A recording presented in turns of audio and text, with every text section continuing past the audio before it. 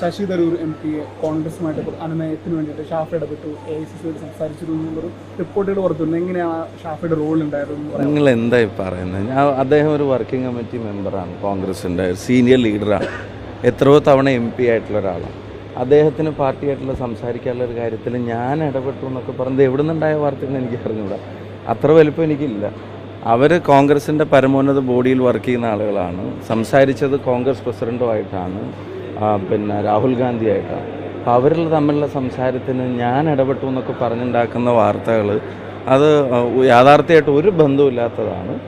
Proper channel അവർ ലീഡർഷിപ്പിൽ നിൽക്കുന്ന ആളുകളല്ല, അവർ തമ്മിൽ കമ്മ്യൂണിക്കേറ്റ് ചെയ്യാൻ തന്നെ വേറൊരാളുടെ ഇടപെടൽ നേരിട്ട് നടത്തിയ സംസാരം ഒരിക്കലും അങ്ങനെ ഒരു അനുനയത്തിന് ഷാഫിയും അതുപോലെ MP രാഘവൻ MP ആണ് മുൻകൈ എടുത്തെന്നാണ് പറയപ്പെടുന്നത്. അങ്ങനെ ഒരു നീക്കമുണ്ടായിരുന്നു. അല്ല, ഞാൻ എൻ്റെ കാര്യം അല്ല എനിക്ക് പറയാൻ പറ്റുള്ളൂ. ഞാൻ അങ്ങനെ എൻ്റെ വലുപ്പത്തിന് അപ്പുറത്തുള്ള ഒരു കാര്യം ഞാൻ വെറുതെ ക്ലെയിം ചെയ്യേണ്ട കാര്യമില്ലല്ലോ. ലീഡർഷിപ്പ് ലെവലിൽ നിൽക്കുന്ന ആളുകളാണ്, അവർ തമ്മിൽ കമ്മ്യൂണിക്കേറ്റ് ചെയ്തു.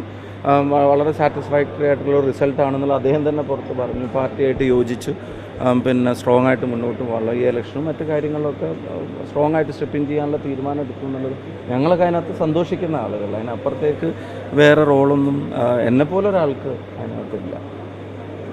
Thank you.